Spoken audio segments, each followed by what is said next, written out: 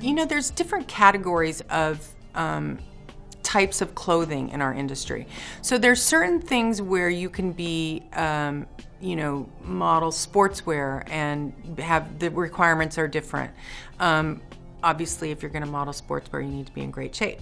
If you're going to model swimwear, you need to be in great shape.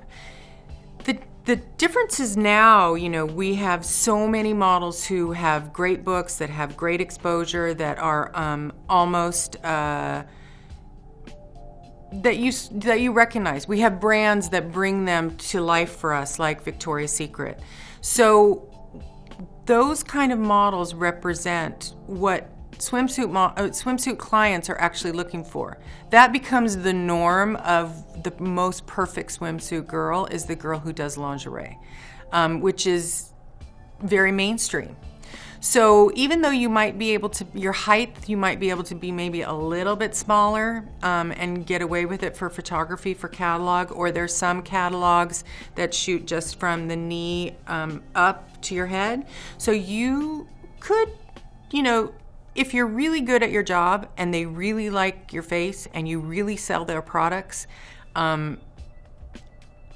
it's a science with catalog. They know which page, what consumers buy, so they know how good you are for their brand.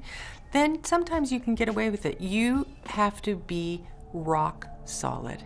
There is no wiggle room on how great a shape you need to be in.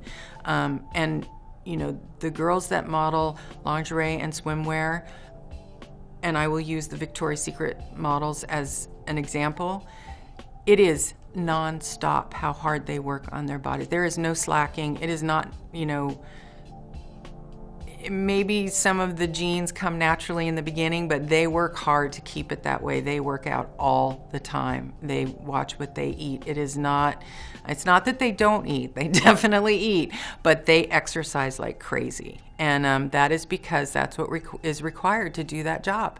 And so you have to be in impeccable shape. And I would say having a great body is probably more important than being a giant when it comes to swimwear. But you have to have a good body, and I would say you have to be at least 5'7".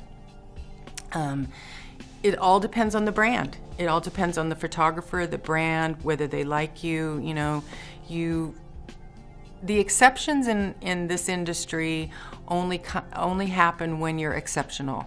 And that's when somebody gives you a chance.